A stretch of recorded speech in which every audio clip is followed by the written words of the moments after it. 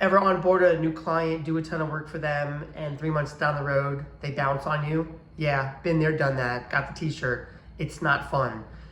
Sometimes it's the fact that, circumstances don't allow for the client to stick around. It could be something outside their control, but oftentimes it's something that's in your control. And the last thing you and I want is to have a revolving door business. So there's 6 key questions, 6 steps you have to make sure you include in the process of qualifying in terms of vetting prospects. See, there's suspects and there's prospects. And I believe most of you have more suspects in your pipeline than actual prospects.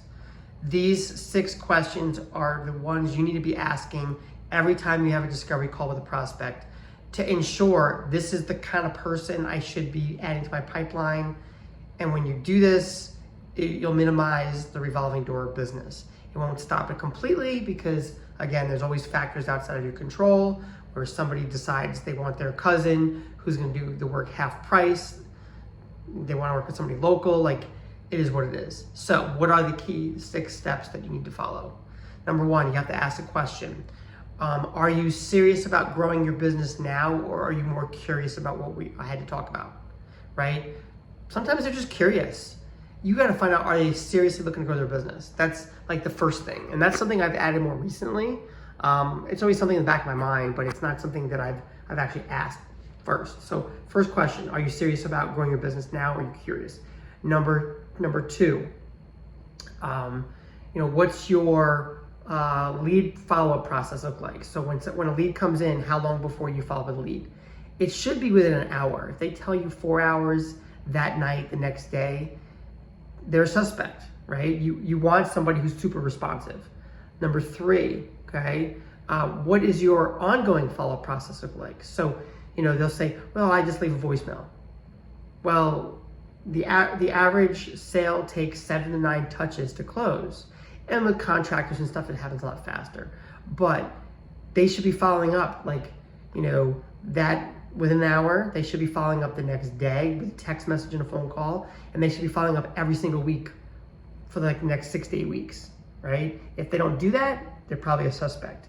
Now, you can coach them to become a prospect, but, people are creatures of habit, and they may not always listen, right? So be mindful of that, okay? Number 4, what is their average job size, right? They should know their numbers, right? They should know what their average job size is. So if they're a fence company, they should know off the top of their head, my average fence job is $7,000, right? They don't know their numbers, I would probably think they're more of a suspect than they are a prospect, okay? Number 5, okay, what's their closing ratio? They should know their closing ratio, right? If they have, and you can use a scenario. Hey, if I was to work with you and I was able to get you, let's say 10 leads, how many are you closing, right? If they say, 20%, they're probably not good at closing business. If they tell you 60, 70%, probably a better chance that they're a good fit. Now, they're not going to always close 60, 70%, but the point is, if they know they're closing 60 to 70% of good quality leads, then that's a good potential partner, okay? And number 6, do they have the systems and the processes in place to scale their business?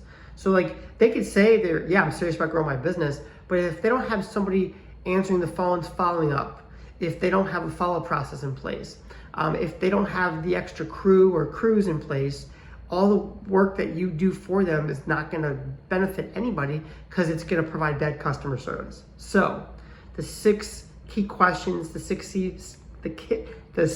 key points that you want to make sure that are included in your process will definitely help you minimize having a revolving door business. Got questions? Hit me up. Have a great day. God bless.